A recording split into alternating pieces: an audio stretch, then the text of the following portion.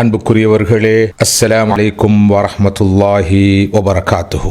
Saudi அரேபியாவிலே மக்கத்து மண்ணிலே இன்றும் வாழ்ந்து கொண்டிருக்கின்ற ஒரு அற்புதமான மனிதனின் செய்தி இது. தற்போது அவருக்கு வயது சுமார் 128. பெயர் அவத் முஅவ்வத் அல் ஹர்பி. பத்ர் வாசிகளில் ஒருவர். கடந்த 110 ஆண்டுகளுக்கு மேலாக புனித ஹரம் ஷரீஃபோடு இறுக்கமான தொடர்பு வைத்திருப்பவர்.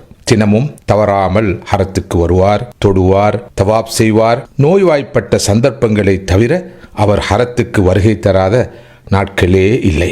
மேலும் பொதுவாக வருடம் முழுவதும் நோன்பு நோட்பார் இந்த மனிதர்.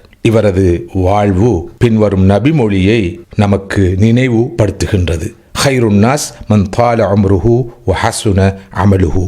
நற்கர்மங்களோடு கூடிய நீண்ட ஆயுளை பெற்றவரே மனிதர்களில் சிறந்தவர். வெறும் நீண்ட ஆயுள் பயனுள்ளதல்ல அன்பானவர்களே. நீங்கள் மக்களுக்கு செய்யும் வசியத் என்ன என்று இந்த பெரியாரிடம் வினவப்பட்ட போது அவர் இரத்தின சுருக்கமாக சொன்ன 3 விஷயங்கள் எமது கவன ஈர்ப்பை பெற வேண்டியவை. அவரது முதலாவது வசியத், எல்லா நிலைகளிலும் தக்வாவை கடைபிடியுங்கள், அல்லாஹ்வை பயந்து வாடுங்கள். இரண்டாவது, தொழுகையை நிறைவேற்றுங்கள், ஒவ்வொரு தொழுகையையும் அதற்குரிய நேரத்தில் நிறைவேற்றுங்கள். மூன்றாவது, பெற்றோருக்கு பணிவிடை செய்து அவர்களின் திருப்தியை பெறுவதிலே முனைப்பு காட்டுங்கள். மூன்றும் முத்தான உபதேசங்கள். ஒரு இறை விசுவாசி 2 வகையான கடமைகளை நிறைவேற்ற வேண்டும். அல்லாஹ்வுக்குரிய கடமைகள் முதல் வகை, அடியார்களுக்குள்ள கடமைகள் 2ஆம் வகை. முதல் வகை கடமைகளில் தலையாயது தொழுகை. 5 கால தொழுகைகளை ஒழுங்காக நிறைவேற்றாதவர் அல்லாஹ்வுக்குரிய ஏனைய கடமைகளை சரியாக நிறைவேற்றுவார் என்று எதிர்பார்க்க முடியாது. 2ஆம் வகை கடமைகளிலே முதன்மையானது பெற்றோருக்கு உபகாரம் செய்வது. ஆரம்பமாக இந்த கடமையை சரிவர நிறைவேற்றாத ஒருவர் அடுத்த மனிதர்களுக்குரிய கடமைகளை ஒழுங்காக நிறைவேற்றுவார் என்று எதிர்பார்க்க முடியாது. வஅபுதுல்லாஹ வலா துஷ்ரிகு பிஹி ஷைஆ வபில் வாலிதைனி இஹ்சானா. அல்லாஹ்வுக்கு இணை வைக்காமல் அவனை வணங்கி வழிபடுங்கள், பெற்றோருக்கு நன்மை செய்யுங்கள். இது அல்லாஹ்வுடைய கட்டளை.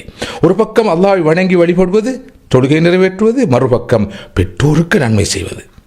அல்லாஹ் அல் குர்ஆனிலே இந்த 2ஐயும் மற்றும் பல வசனங்களிலும் ஒன்றாக இணைத்து குறிப்பிட்டிருக்கிறான். அன்பானவர்களே, ஆழமான இறை நம்பிக்கையும் இறை அச்சமும் இருக்கும் இடத்தில்தான் இந்த 2 கடமைகள் உட்பட ஏனைய கடமைகளை ஒருவர் சரியாக நிறைவேற்றுவார்.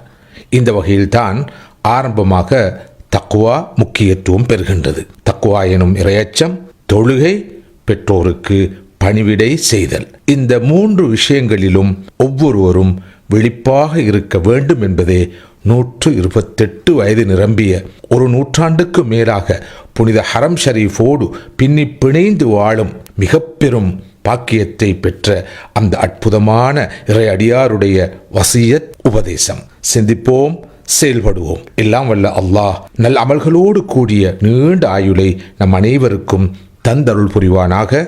ஆமீன் யா ரப்பல் ஆலமீன்.